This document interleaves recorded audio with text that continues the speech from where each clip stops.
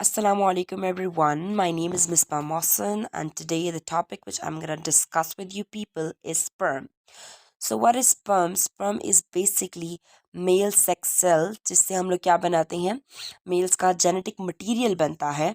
और अब स्पर्म क्या है, उसकी स्ट्रक्चर कैसा है, वो काम कैसा करता है और बनता कहाँ है, हम आगे डिस्कस करेंगे। Let's begin, let's start the video. Sperm क्या होता है बेसिकली? स्पर्म जो है is a very small haploid cells. ठीक है, स्पर्म एक बहुत छोटा हैप्लॉइड सेल है बेसिकली। हैप्लॉइड सेल्स का मतलब जिनके अंदर 23 नंबर ऑफ क्रोमोसोम्स होते हैं। ठीक है, इट हैज अ, इसके अंदर क्या क्या होता है? It has a neck, head, mid piece and a tail. Head इसका देखो कहाँ है, मिड पीस इस डायग्राम में भी शो किया हुआ है और टेल भी। और नेक इसका ये ऊपर वाला हेड के जो नीचे रीजन है उसको हम लोग नेक कहते हैं। ठीक है, हेड क्या है? जो इसका हेड होता है ना, वो जो स्पर्म का हेड है वो कंटेन करता है न्यूक्लियस। ठीक है, इसके हेड के अंदर बेसिकली आपको शो भी किया है पिक्चर में कि इसके अंदर न्यूक्लियस होता है जो हमारे पास इसके अंदर हैप्लॉइड नंबर ऑफ क्रोमोसोम्स होते हैं। और इसके हेड के ऊपर जो है टॉप पे एडहेरिंग का मतलब इसके हेड के ऊपर ये हमारे पास क्या होते हैं, एक्रोसोम्स होते हैं। ठीक है, एक्रोसोम्स बेसिकली क्या होते हैं? ये एक लाइसोसोम लाइक स्ट्रक्चर होते हैं। लाइसोसोम्स क्या होते हैं? लाइसोसोम एक ऐसी चीज़ें होती हैं जो जब इन कोई फॉरेन पार्टिकल या ऐसी कोई चीज़ आ जाए या जब इनको ये अपने खुद ही सेल डिस्ट्रॉय होना चाहे तो लाइजोम एक ऐसी चीज़ होती है जो खुद को डिस्ट्रॉय करती है। ठीक है, तो ऑटोफैगी करती है। तो एक्रोसोम भी बिल्कुल ऐसा ही लाइजोम लाइक है कि जब इसके अंदर कोई खराबी आ जाए तो ये अपने आप को खुद ही डिस्ट्रॉय कर देता है। ठीक है, और इसलिए हमारे पास एक्रोसोम कौन इसको प्रोड्यूस करता है? इसको हमारे पास गोल्जी अपरेटस प्रोड्यूस करता है। और इसके अंदर जो होते हैं ना, जो जैसे हमारे पास लाइसोसोम के पास भी हाइड्रोलाइटिक एंजाइम्स होते हैं, इस तरह हमारे पास एक्रोसोम के पास भी हाइड्रोलाइटिक एंजाइम्स होते हैं जो हमारे पास इनेबल करते हैं स्पर्म को to penetrate into the penetrate and enter an egg. ठीक है, जो हमारे पास स्पर्म को हेल्प करते हैं कि वो पेनिट्रेट कर सके और एग के अंदर आराम से इंटर हो सके। ठीक है, नेक क्या चीज़ है?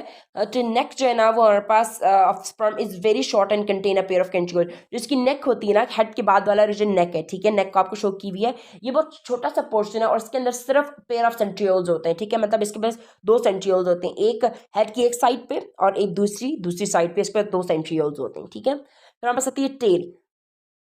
The microtubule of one of the centriole elongates and run the entire length of a tail। ठीक है, इसके माइक्रोट्यूब्यूल्स होते हैं ना, जो हमारे पास साइटोस्केलेटन का पार्ट है इसकी बेसिकली, तो वो हमारे पास क्या करते हैं, इलोंगेट करते हैं, मतलब इलोंगेट करके हमारे पास क्या करते हैं, एक टेल बना देते हैं। ठीक है, और it form axial filament of the tail, और ये हमारे पास एक्सल फिलामेंट भी बनाता है टेल का। ठीक है, और इस देखो इसके अंदर माइटोकॉन्ड्रिया भी शो किया है, तो माइटोकॉन्ड्रिया भी होता है इसके अंदर। ठीक है, दिस प्रोसेस बिगेन, ये जो स्पर्म की प्रोडक्शन का प्रोसेस है ना, ये कब शुरू होता है? This process begin around the age of 14 years. ये जो प्रोसेस है तो हमारे पास कब शुरू होता है? तो स्पर्म की प्रोडक्शन का प्रोसेस बेसिकली जब आप 14 साल के होते हो, मतलब मेल्स जो हैं जब 14-14 ईयर्स के होते हैं तो इसका प्रोसेस शुरू हो जाता है। और ये हमारे pass through out the life start रहता है। ठीक है, कभी ख़त्म नहीं होता। हम हर चाहे बेशक आप यंग हो, बूढ़े हो, जो भी हो, तो ये स्पर्म की प्रोडक्शन कंटिन्यू रहती है। ठीक है, और हमारे पास जो एवरीडे हेल्दी एडल्ट्स हैं, वो हमारे पास कितने मेल्स जो होते हैं, हेल्दी एडल्ट मेल, वो कितने स्पर्म प्रोड्यूस करते हैं डेली? तो दे प्रोड्यूस 400 मिलियन स्पर्म। ठीक है, एवरी डे, हर दिन वो 400 मिलियन स्पर्म प्रोड्यूस करते हैं। ठीक है, अच्छा अब आप देख लो एक दफ़ा सारा कि कैसे मैंने आपको स्पर्म्स इसमें शो किया हुआ है।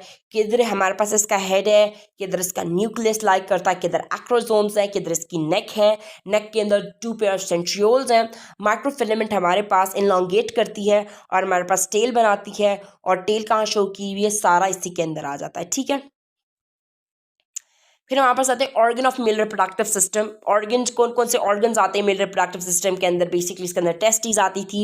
टेस्टिस क्या करती हैं, प्रोड्यूस करती हैं स्पर्म को और सिक्रीट करती हैं टेस्टोस्टेरोन को। ये मैं आपको सारी डिटेल बता चुकी हूँ, लेकिन एक छोटा दोबारा पॉइंट्स मैं आपको दोबारा एक दफ़ा रिव्यू करा रही हूँ।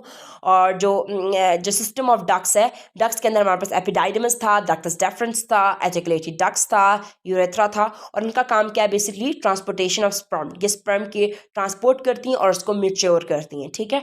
और एसेसरी सेक्स ग्लैंड्स क्या करती हैं, जैसे सेमिनल मसल है, प्रोस्टेस है, बल्बोयूरेथ्रल ग्लैंड्स है, ये सारी हमारे पास क्या हैं, ग्लैंड्स हैं जो भी स्पर्म को सपोर्ट करते हैं बेसिकली। सपोर्टिंग स्ट्रक्चर्स कौन से हैं, जो स्क्रॉटम है, जो स्किन पाउच था, वो एक सपोर्टिंग स्ट्रक्चर के तौर पे काम करता है।